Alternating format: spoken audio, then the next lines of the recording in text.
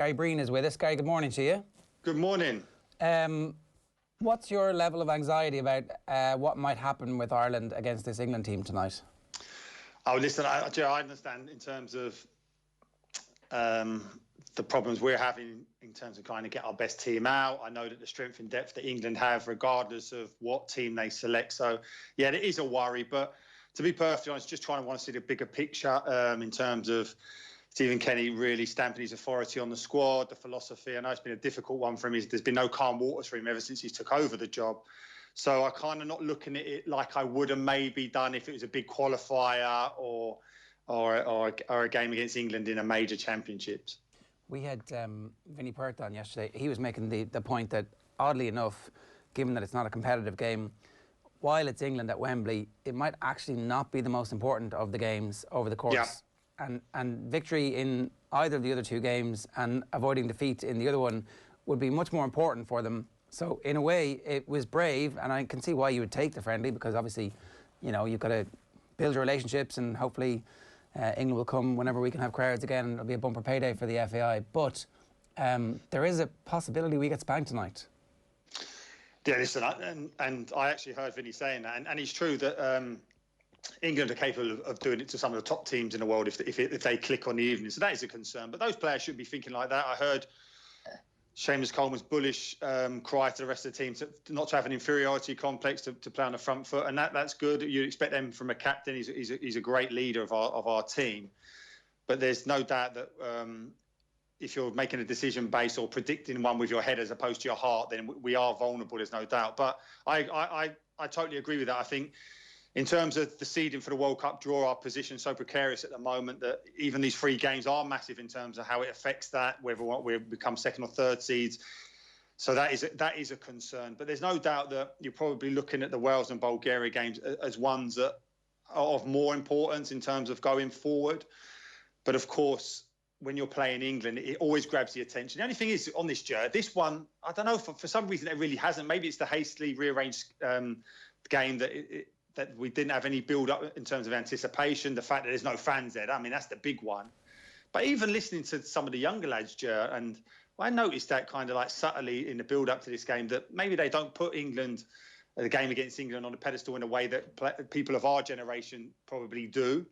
And I wonder if that is indicative now of the younger generation of Ireland fans, that you know, it's not something that they really go on about as much as probably we did. And certainly as a young kid growing up, those games against England in the late 80s, early 90s were iconic games. They really were. But I wonder if that is just a sign of the time. Certainly it was for me growing up in London as an Irish boy. I think probably because Euro 88 is so iconic and we win. Yeah. Yeah, and it's probably the fact that those pioneers go onto the world stage and literally explode onto the stage, and obviously their first game is against England. But I don't know.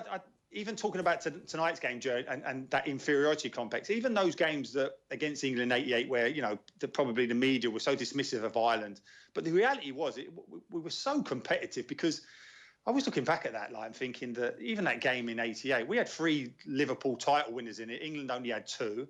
And then I'm probably looking at my position at centre half, and I'm thinking, well, we've got the likes of, in and around that time, we've got the likes of Mark Lawrence and David O'Leary, Paul McGrath. I mean, they're at very worst the equals of the likes of Adams, Walker and Mark Wright.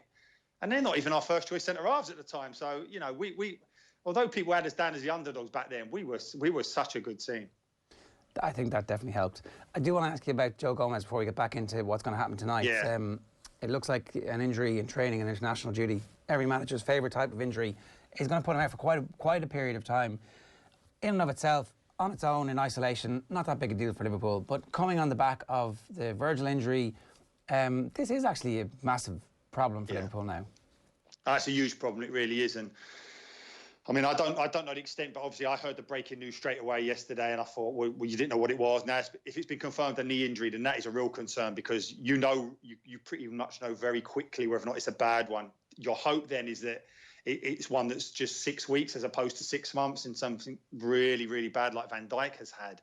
But you're right, Jurgen Klopp will be absolutely furious that this has happened, because he's someone that you would have earmarked as someone who would really pick up the slack of Virgil van Dijk, Joe Gomez. And you have to counter that with the fact that Matip is back fit, but he has a lot of injury problems. He has a lot of niggly injury problems. So this is a concern. This will force Liverpool, I would think, to have to do some business now in January. I know they've got the young lads coming through, and that's great. And of course, people talk about their inexperience, but you can counter that by saying those young centre-halves are playing against top quality players in training, but it's still a different challenge actually playing in the Premier League as opposed to training against them brilliant Liverpool players. Have you seen anything new, Gary, from Liverpool since the Van Dijk injury to suggest that this system can withstand a further injury? Have they changed anything to alleviate for the best defender in the world being absent? And how much can that help them now over the next couple of months? Or, well, it could be weeks or months, however long Gomez is out for as well. Well, listen, initially, when they kind of like convert Fabinho back to that centre half, you're thinking, okay, you can see what they're going to maybe try and do, but you take someone of his experience out as well, so it does leave you so vulnerable. And I'm not sure if that Liverpool defence is designed solely by the fact that they have the best centre half in the world in Van Dijk. I genuinely think that's something that they try to do, not just because of his ability, but because they want to be pressing high, forcing turnovers high up the pitch and giving the best goal-scoring opportunities on the turnover. So I'm not sure whether or not they're suddenly now going to rip up the whole game plan and defend deep, because I think as a young centre-half, I think you'd probably feel more comfortable in and around the halfway line than you would in and around your box, where Premier League strikers, midfielders get in range of your goal. So I think he'll look at the scenario because he's a brilliant manager, and that Liverpool team has evolved every 5 or 6 months since Jurgen Klopp's been at the club. So if he feels he has to do something to give him the best opportunity, I wouldn't be surprised that he has, but I haven't noticed anything just yet. The high line is going to be a talking point for sure. Like, you look at the first fixture back after the international break, it's Leicester City. It's Jamie Vardy going up against that high line. It's obviously a high line that he ripped to shreds against Manchester City. There's no way Klopp reconsiders that even a little bit, is there? Well, I think he might possibly have done it anyway. It's not even what he does against Manchester City, Jamie Vardy. You remember him hitting that record-breaking goal against Liverpool when he used to terrorise them as well. So I think you're quite right. He's probably just one centre forward that if you were looking to expose that high line, that Vardy is the one that can get you in, especially when you think about the quality they've got in midfield, that they can make those passes. But again, Jurgen Klopp will identify, well, listen, I'll keep a high line, I'll keep my midfielders right on top of there so that they can't make those passes. And that's the best way to go about it. So it will be fascinating. I'll be really intrigued to see how they do look to cope against Leicester. The latest speculation is that it might be season-ending for Joe Gomez. They're hoping that it isn't, because obviously it was non-contact, and the speculation that he caught his studs in the turf, and he's already had an ACL injury. So is it the same knee, Jer? I think that's what they're saying. Yeah. That's a massive worry. It is. And I listen, in terms of the recovery, ACLs are not quite as troublesome as they were, 10, 20 years ago. Obviously, the medical departments have improved so much, but nevertheless, it's a concern that you've got the same injury. Listen, the flip side of it, you'll say, was he's got the mental strength. He's come back from the first one. He can come back from the second one. But that is a real concern for the young man. I wish him a speedy recovery. Let's talk about Ireland tonight. Obviously, again, COVID takes one of our strikers out. Aaron Connolly, who we're dying to see, especially now when we're not going to have McGoldrick. McGoldrick, yeah. He's gone again for the entire 3 games. Stephen Kenny hasn't had much luck, but that is also, they're the vagaries of international football, right? Absolutely. And I was really glad to see him say yesterday that, listen, to dismiss it, there's no curse. He's had some bad luck, but there's no curse. Of course there is. And that shows good leadership. It really does. And it suggests that, well, it certainly resonates throughout the rest of the squad, because if he was to go bleating on about all these players that are missing, the rest of the guys in the squad who are chomping at the bit to get their opportunity would be a little bit downhearted. But it's a great chance for all those other lads. It really is, to put a marker down. And we've seen so often in football that players who probably didn't get their chance but suddenly did and made the most of it and went from strength to strength. So, but it has been such a tough time for him, because if you think about him talking about his philosophy, Stephen Kenny, and coming into the job, every time he's about to try and nail something down, COVID and this, unprecedented, I know we hear that word all the time, these unprecedented times make it so difficult for him. It really has. And you're right. You probably look at McGoldrick and think, okay, that was a bit of an upset, really, that he has retired. But you felt then on a positive head that you go, okay, well, listen, there's a spin now for the likes of Connolly to play centrally, Robinson also, and then suddenly those two guys are out so late again, bearing in mind he'd have done all his work leading into it. But listen, this is what it is. You've got to deal with it. Managers, this is part of it. So how do we play tonight? I don't think he's going to deviate too much. I wonder whether or not Matt Doherty goes at left full now. And this is someone that people say he's played at Wolves, but when he was playing left back at Wolves, that's not the player who's now one of the elite performers in the Premier League as a right wing back. So, but having said that, how comfortably he reverted to a centre half in the last games, I have no doubt he can do it, but just don't expect him to be marauding forward like he does normally on that right hand side. I think we'll definitely have to play the two holding midfielders as opposed to one holding midfielder that Stephen Kenny adopted when he first come into the role as manager in that kind of 4-3-3 system. I think we're too vulnerable against most teams, let alone one of the elite level teams like England, with just one holding midfielder. So you play two. Will he then look to play Alan Brown in that advanced midfield role to get in support?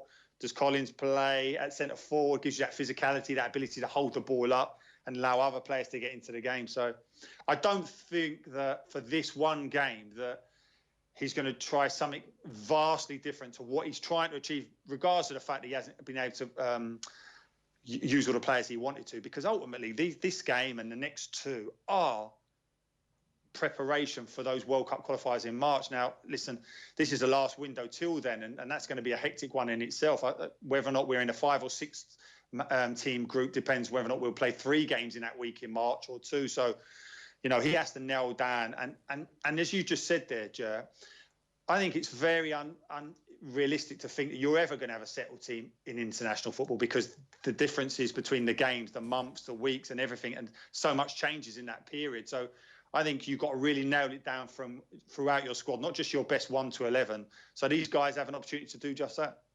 There's speculation in the papers this morning about the relationship between Shane Long and Stephen Kenny. And it is just speculation. We haven't seen anything confirmed by anybody. Right. But he's not in the squad. And apparently one of the reasons people are speculating about this is that Kenny's like, oh, look, Long's, as soon as he starts playing football, we'll bring him in. But he has played. Yeah. He's played a good bit of football compared to some of the people who are in the squad who have played no football. So yeah, I know you've got to be. You're right, Jay. You've got to be so careful in terms of why you explain a player's admission, because it has to add up. And whether or not he's played football or not, we know Shane Long's so fit. And if that's a rule now for the rest of the squad going forward, that you're not playing in your first team, you're not gonna. We've no goalkeepers.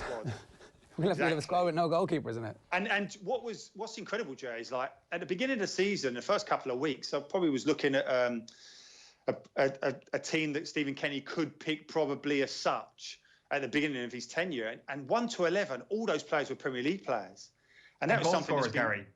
Yeah. And then suddenly, now just 8 games into the Premier League season, you've only got Doherty, Egan, and Hendricks out of Stephen Kenny's first choice 11 as such, who are actually playing regularly for their team. So, although he's got the issues with COVID and the withdrawals, I think he's got a bit of an issue there. And I don't think he needs to create a problem in terms of saying that scenario about Shane Long. Yeah, I would definitely have Shane Long in my squad anyway. Like, no matter what situation we're in, the likelihood is we're going to need somebody in the last 15 minutes who's fast to stretch the opposition defence, who might get us a goal. Like, we're never going to be in...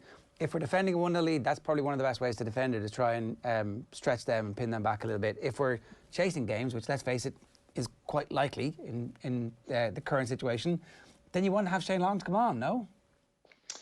Well, listen, I can understand that. And especially when you think about Stephen Kenny in terms of his teams and the under-21s, that centre forward, more often than not, is the guy who stretches the pitch. They want to use that pace.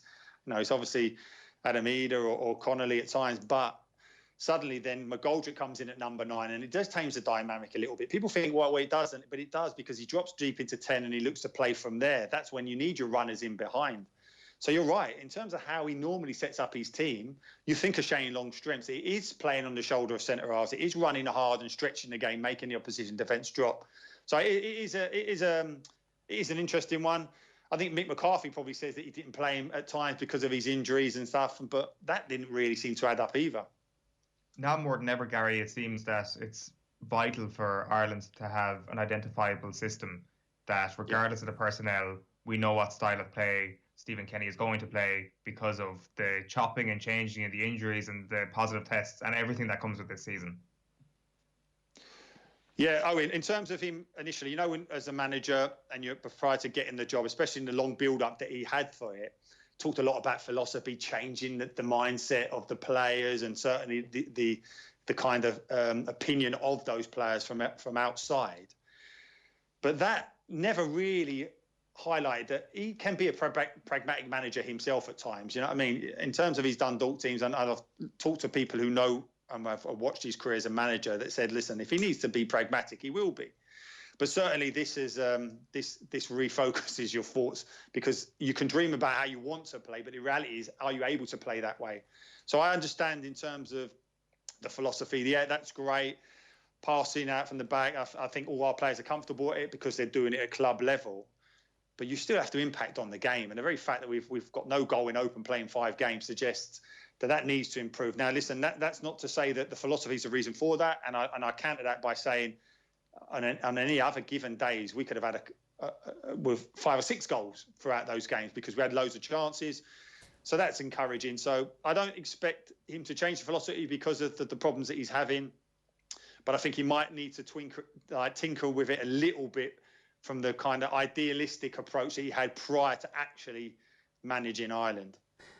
I'm looking back at historic results here, and unless I'm missing some, it's 1980 was the last time that Ireland were beaten by England, and since then, sorry, they beat us in '85. Is that right? They beat us in '85 in Wembley. It's 35 years, isn't it, since they beat us? That's right. 35 years. So that's right. 1985. Since then, we beat them in Stuttgart, and every other game has been a draw. 6 draws in a row.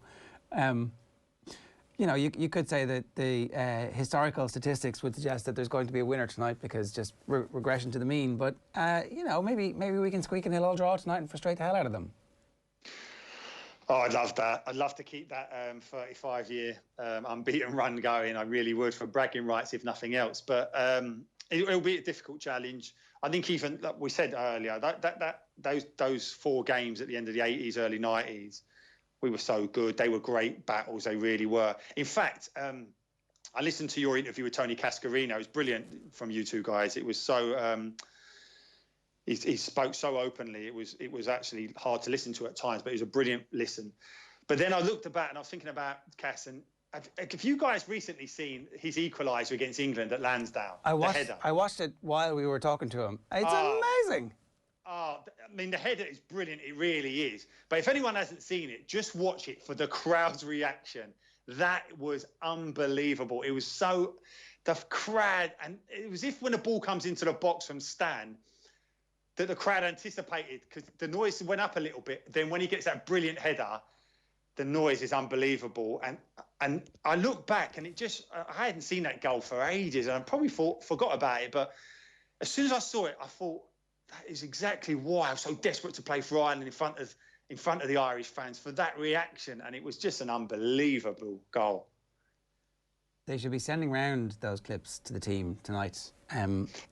Yeah, it's a pity Shane Long's not there, you know, to see the clip of him as well. It's just I don't know. Look, it is what it is with Shane Long. I guess there's obviously something else that's going to come out in the next while. I'm not going to ask you for a prediction, but I might just ask you for a prediction. What's going to happen? I think we're up against it. I really do. We don't know what Team England will play, but like we said,